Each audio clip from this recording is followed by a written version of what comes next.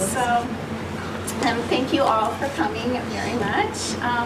I wanted to introduce Loretta Kane, who is a longtime Writer Coach Connection board member, huge help to the organization, and also a professor at Berkeley City College. She's the head of the education department and also has started a tutoring center there, she just told me this year.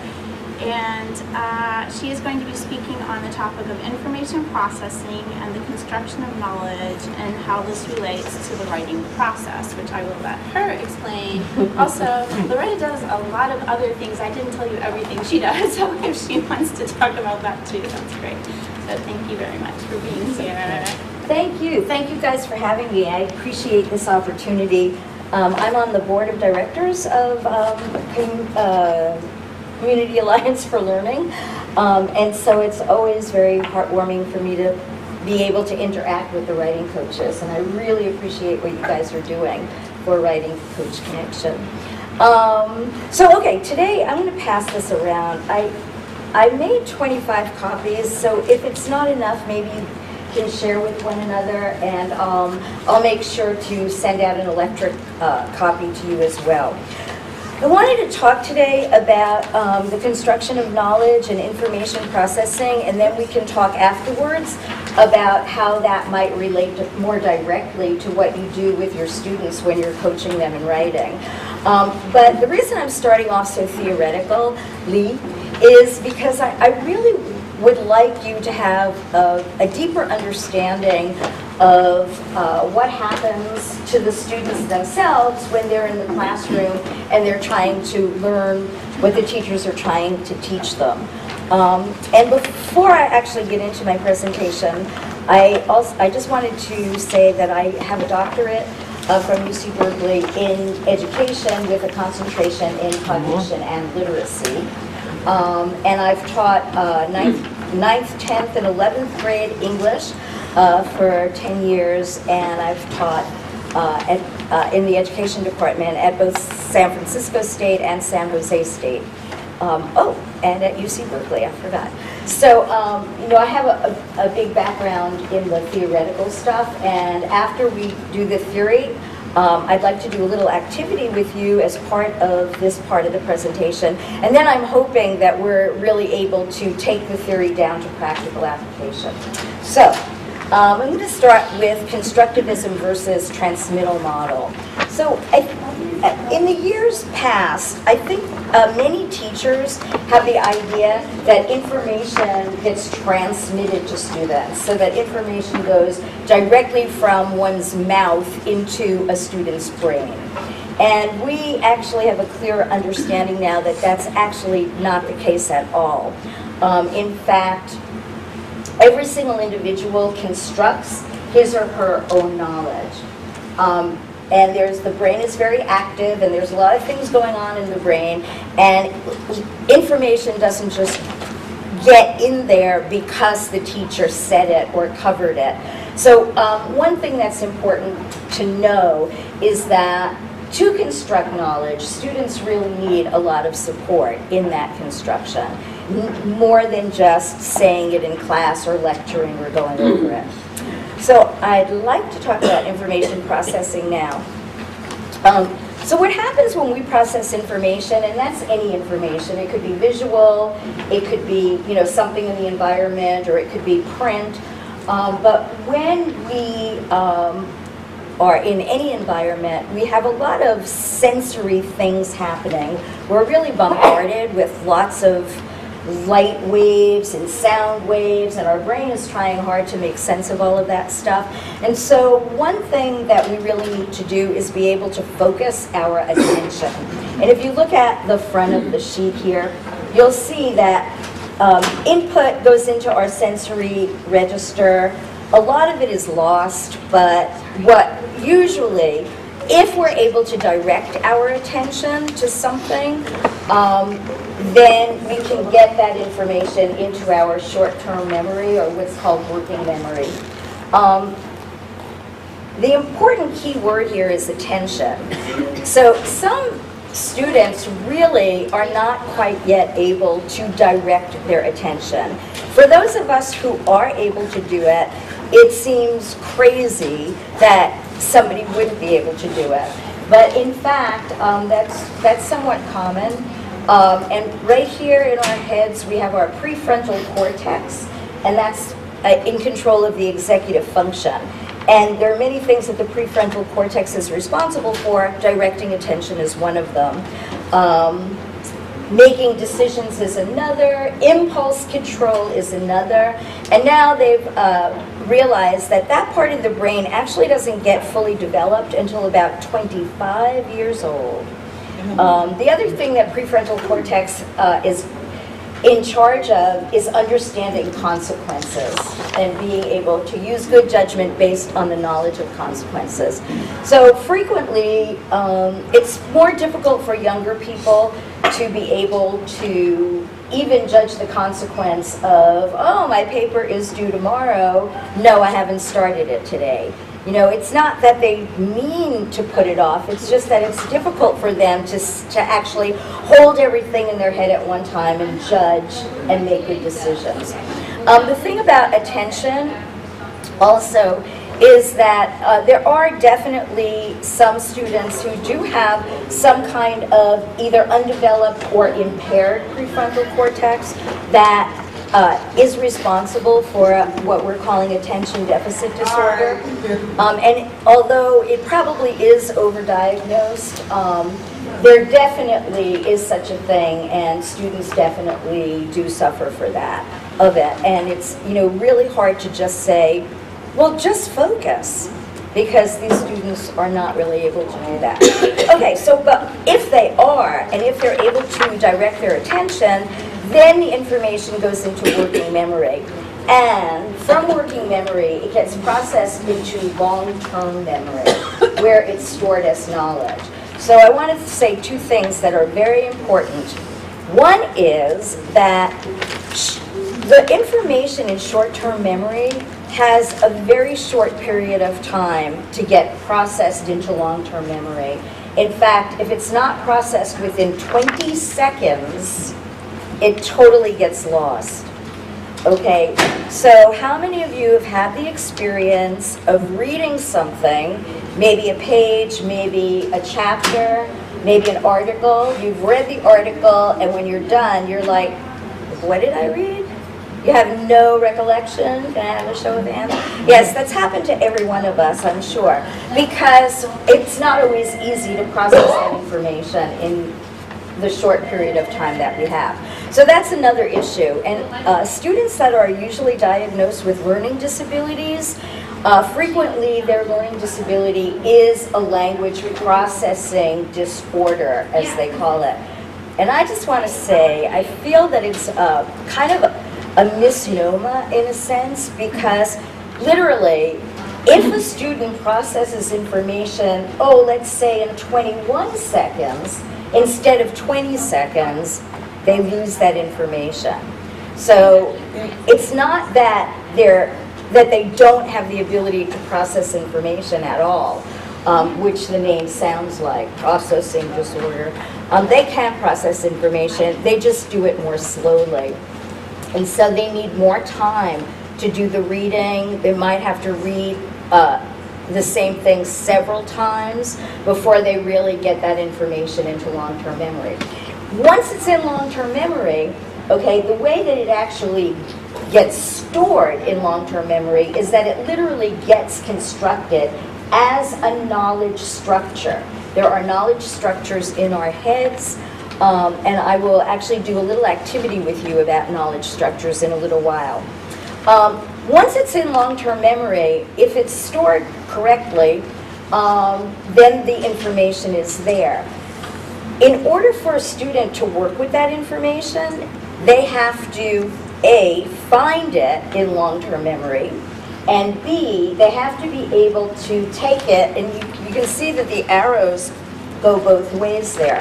They have to be able to take that information out of long-term memory and reconstruct it. They have to rebuild the mental representation in short-term memory, because short-term memory is the only place that we're conscious of our knowledge. and we can work with our knowledge. Otherwise, it's stored in long-term memory, but we're not really conscious of it, and rightly so, or else we would be spontaneously combust with all that knowledge we have in our heads. So anyway, that's information processing. And knowledge gets constructed both in the storage process as well as the retrieval process, okay? So you can read all the rest of that stuff. On the next page, I want to talk a minute about constructing misconceptions. It's just as easy for a student to construct the concept a teacher wants them to construct something that's not exactly what the teacher had in mind. So as I say here, it's important for us to constantly assess the knowledge and to know whether the student has somehow misinterpreted the information or if they really have it down. And I used to teach in 9th grade. No, this must have been 10th grade. It was American literature. How many of you know the wonderful novel by Nathaniel Hawthorne called The Scarlet Letter? Raise your hand if you're familiar with that. So, you know, Hester Prynne, the main character, wears a scarlet A on what the book consistently refers to as her bosom. And she chooses herself to make it very obvious. So she has this scarlet A that she actually sewed herself right here on her bosom. Now, this book has 28 chapters. And I was just about around chapter 14.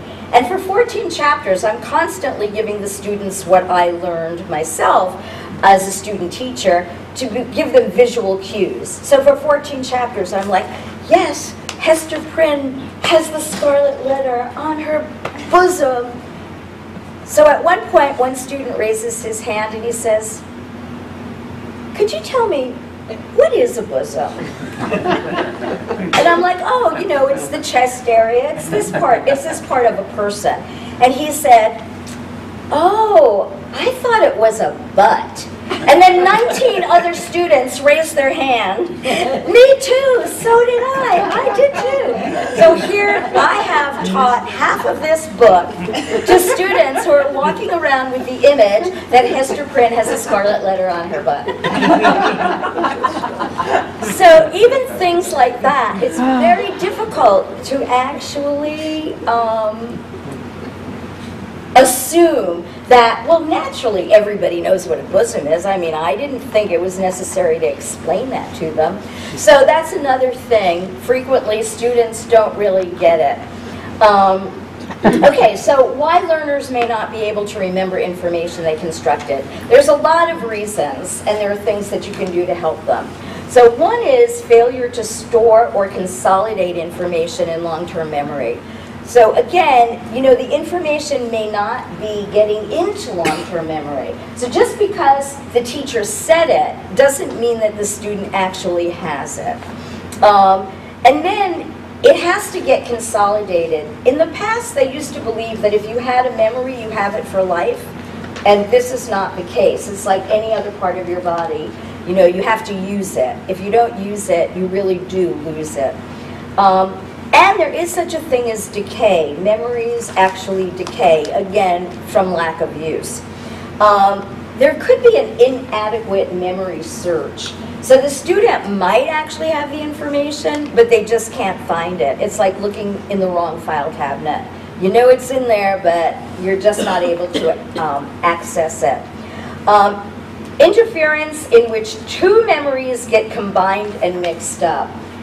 This happens, I think, more, sometimes it happens with concepts, but I think this happens more with trying to remember events, right? And so how many of you have had that experience where you're reminiscing with a sibling or somebody else, and you're recounting some episode, and the person is like, that's not how it happened. So, you know, it's possible that there's some kind of combination of memories.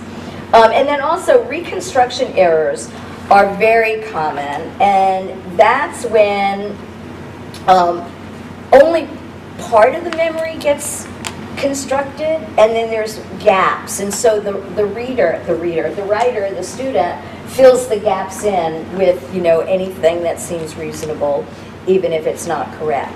So I want to just talk quickly about these 1, 2, 3, 4, 5 things that I have listed here in terms of information processing, but I also want you to think about how these things might relate to your interaction when you're coaching with students, or maybe how these particular things affect students' behaviors with you or abilities when you finally get to work with them. So the role time plays in processing of information, I've already talked about that, but even when you're working with your students, what may seem so obvious to you because it's right there in front of you may actually not be obvious to a student. And sometimes you really do need to just kind of slow down and maybe try to figure out where you need some repetition. Maybe they need, and I'm assuming that most of you are working with students who are writing about literature. Is that correct? Or writing about essays maybe? But something they've read, right? So, there could be a problem with the reading process to begin with. And the role attention plays, I also talked a little bit about the role that attention plays. Sometimes it really is hard to direct your attention, to direct one's attention. And so that's something else that, could interfere with a student, especially if a student is not really processing the information and they're in class. They frequently develop a lot of different coping strategies because it's difficult for them to just recognize, even for themselves, that they're not really learning what other people appear to be learning. And so frequently, they'll either get resistant, that's a coping strategy, or they'll act out, which is another coping strategy. If they were getting all the information in the right way and it was easy for them to access it, believe me, kids that find it easy do it. It's the kids that aren't doing it are the ones that really are not doing it because they're having a lot of trouble. And they develop these wonderful defense mechanisms so that nobody ever has to see through their shield and discover that they don't really know the information.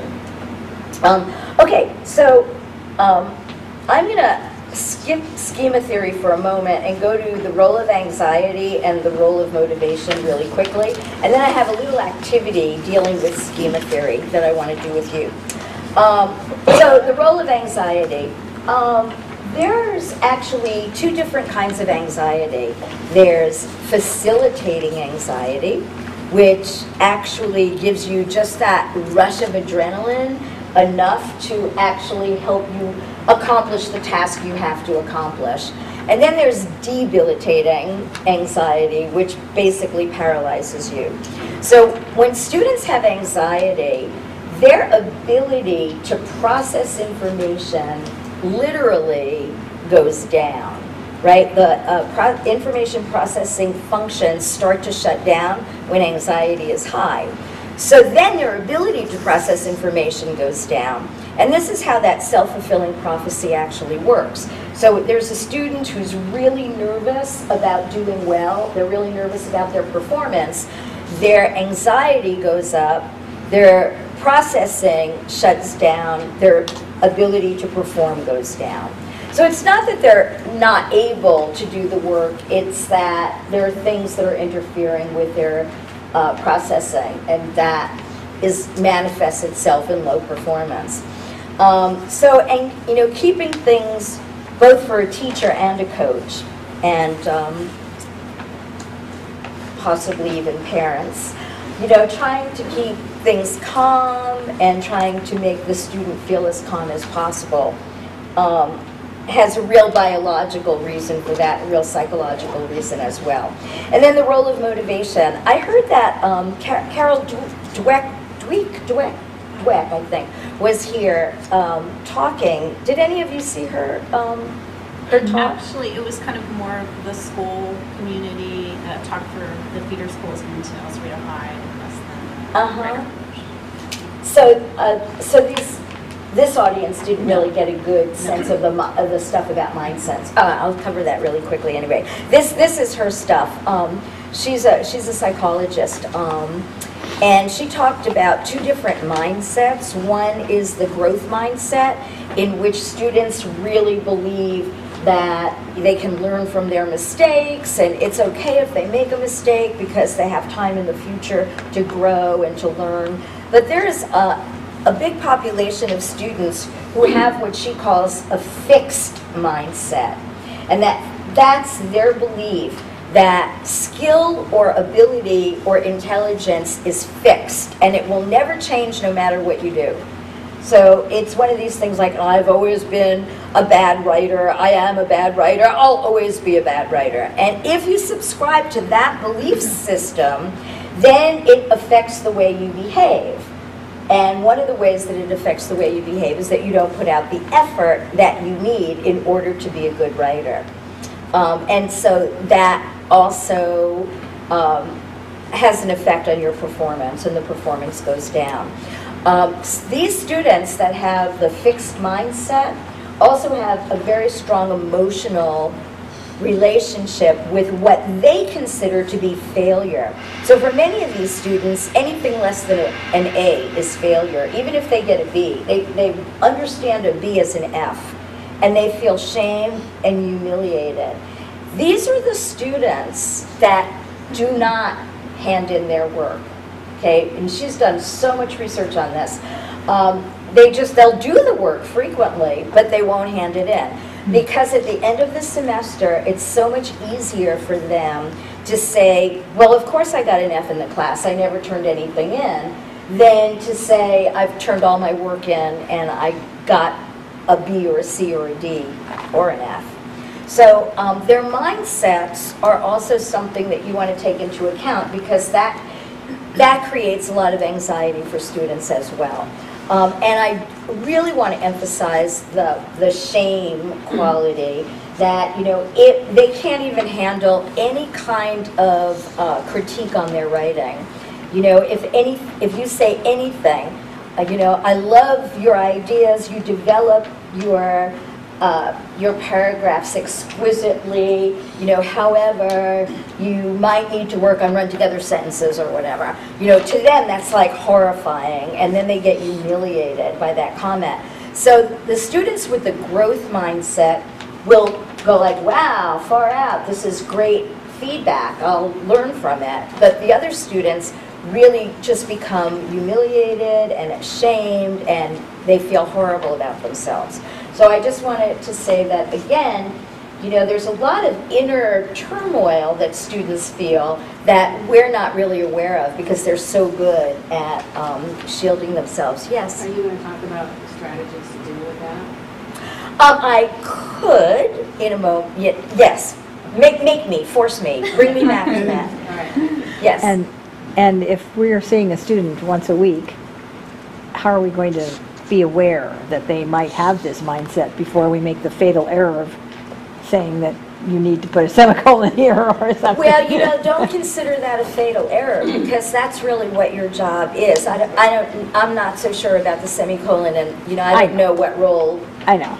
But in other words, if you're making a suggestion which might imply that they needed to improve, are you doing some psychological damage? Yes. Well, don't think of it as doing psychological damage. I have another little story for you about that. Okay. But I mean, it's your job as a writing coach to give them the feedback that they need to be better writers. But we can talk, when I'm done with this, we can talk about the ways that you can phrase it that might help them or might ease the situation for them.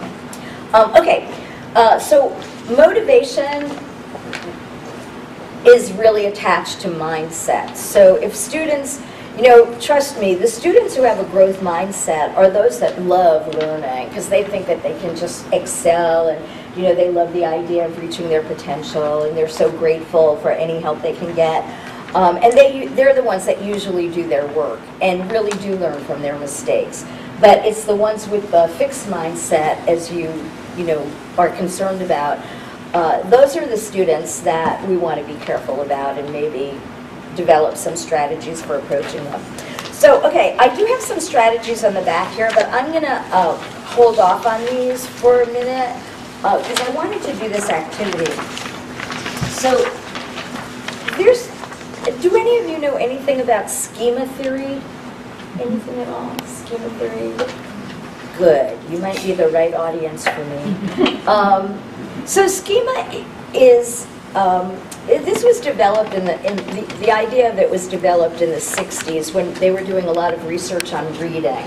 And one thing that they discovered was that reading comprehension is completely dependent on a reader's ability to activate a schema. So schema is actually a knowledge structure that we have in our heads.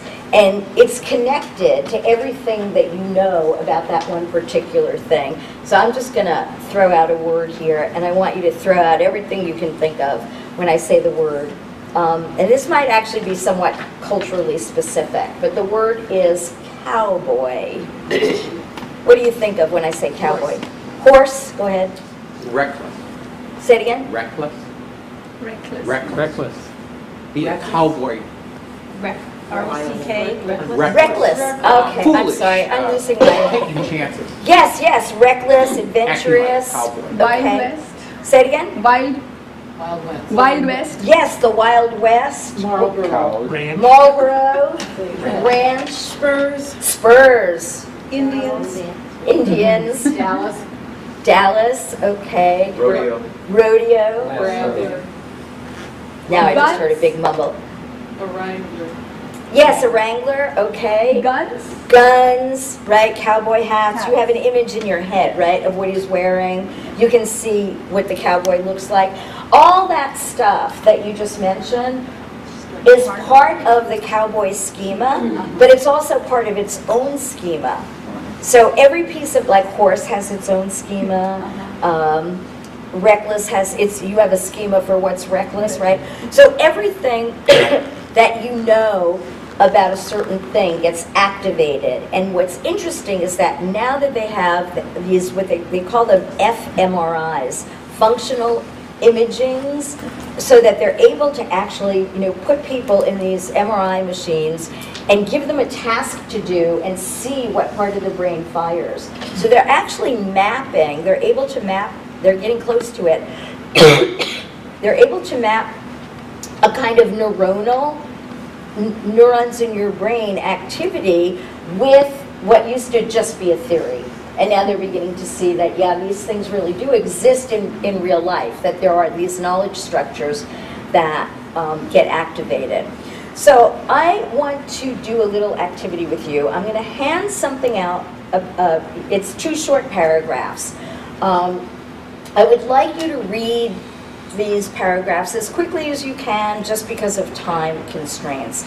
And I would like you to, if you have something to write with and on, you can use that. If not, just do it in your head. I just want you to write down what you think this paragraph is about, or this page is about, really quickly. If you don't know what it's about, it's really okay and advisable for you to say don't have a clue or don't know, got me, whatever. It's really okay for you not to know what it's about.